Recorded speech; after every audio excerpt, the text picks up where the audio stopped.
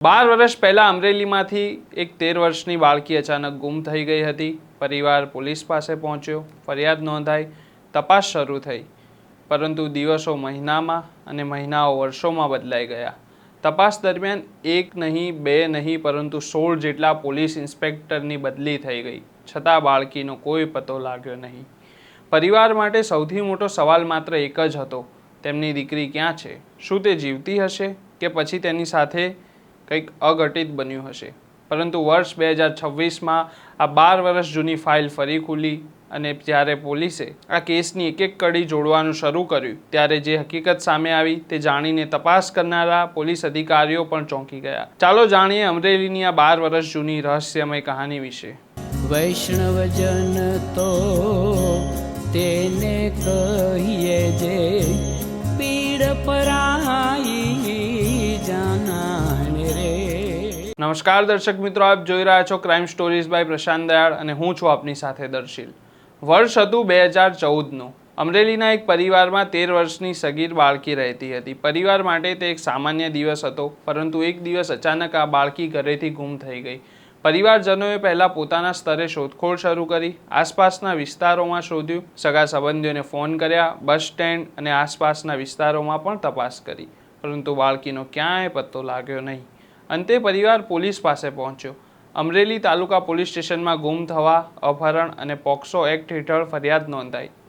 પરિવારને આશા હતી કે પોલીસ તેમની દીકરીને જલ્દીથી શોધી કાઢશે, પરંતુ તેમને ક્યાં ખબર હતી કે આ શોધ થોડા દિવસોની નહીં પરંતુ વર્ષોની બનવાની હતી। દિવસો પસાર થયા, દિવસો મહિનામાં બદલાયા અને મહિનાઓ વર્ષોમાં, પરંતુ બાળકીનો કોઈ પત્તો મળ્યો નહીં।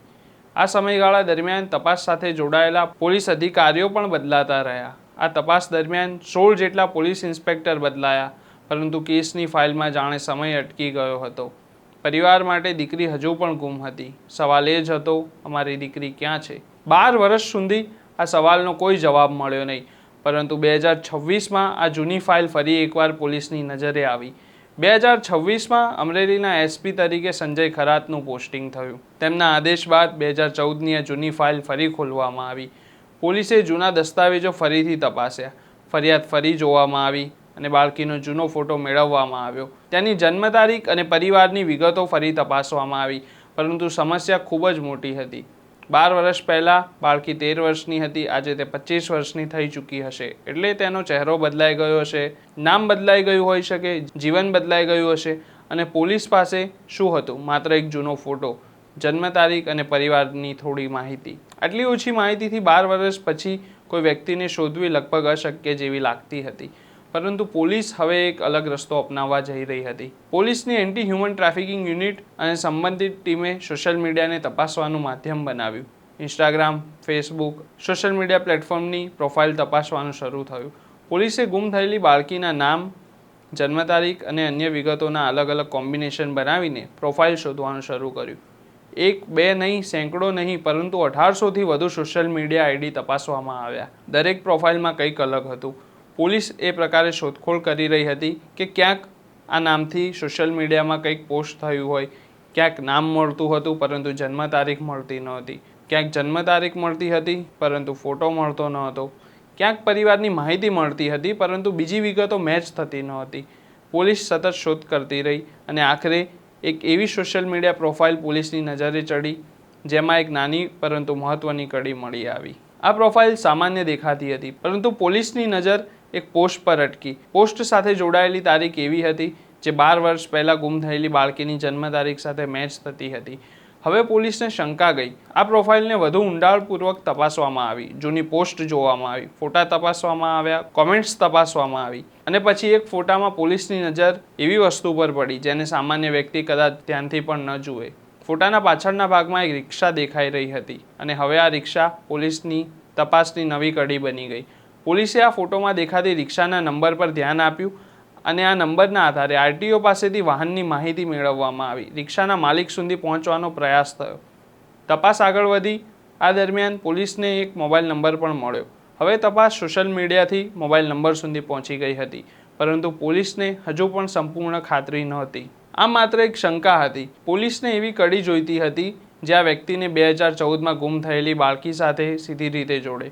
અને એ કડી તેમને મળી એક બેંક એકાઉન્ટમાંથી. મોબાઈલ નંબર અને અન્ય તપાસના આધારે પોલીસ ગુજરાત ગ્રામીણ બેંકના એક એકાઉન્ટ સુધી પહોંચી. બેંક રેકોર્ડની તપાસ કરવામાં આવી અને એકાઉન્ટ ખોલાવતી વખતે આપવામાં આવેલા ફોટા પર પોલીસની નજર પડી. આ ફોટો જોઈને પોલીસ ચોંકી ગઈ, કારણ કે બેંકમાં આપવામાં આવેલો ફોટો 2014માં ગુમ થયેલી એ જ બાળકીના જૂના ફોટા સાથે મેળ ખાતો હતો. હવે પોલીસને વિશ્વાસ થવા લાગ્યો હતો કે 12 વર્ષ પહેલાં અમરેલીમાંથી ગુમ થયેલી બાળકી જીવતી છે અને તે ગુજરાતમાં જ ક્યાંક રહે છે. તપાસ હવે અમરેલીથી આગળ વધી મોરબી જિલ્લાના હળવદ તાલુકાના ભલગામડા ગામ સુધી પહોંચી. પરંતુ હવે પોલીસ સામે એક નવો પડકાર હતો. જો પોલીસ સીધી પોતાની ઓળખ સાથે ત્યાં પહોંચે અને સામેવાળી વ્યક્તિને ખબર પડી જાય કે પોલીસ તેની શોધમાં આવી છે, તો કદાચ આખી તપાસ ફરી મુશ્કેલીમાં મુકાઈ શકે. એટલે પોલીસે એક અલગ રીત અપનાવી.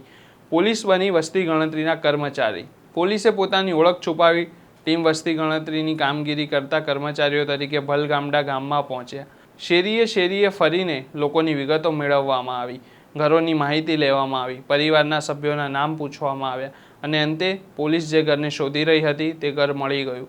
ઘરમાં એક 25 વર્ષની યુવતી હતી. સામાન્ય રીતે જોવામાં આવે તો કદાચ કોઈકને કલ્પના પણ ન થાય કે આ એ જ બાળકી છે જે 12 વર્ષ પહેલાં 13 વર્ષની ઉંમરે અમરેલીમાંથી ગુમ થઈ હતી. પોલીસે યુવતીને તેનું નામ પૂછ્યું, પરંતુ તેણે પોતાનું નામ અલગ જણાવ્યું. હવે પોલીસ પાસે શંકા હતી, પરંતુ હજુ અંતિમ પુષ્ટિ નહોતી. પોલીસે વાતચીત આગળ વધારી અને પછી એક એવો સવાલ પૂછવામાં આવ્યો જે આખી તપાસનો અંતિમ દરવાજો ખોલી નાખે છે. એક સવાલથી ખુલ્યું 12 વર્ષનું રહસ્ય.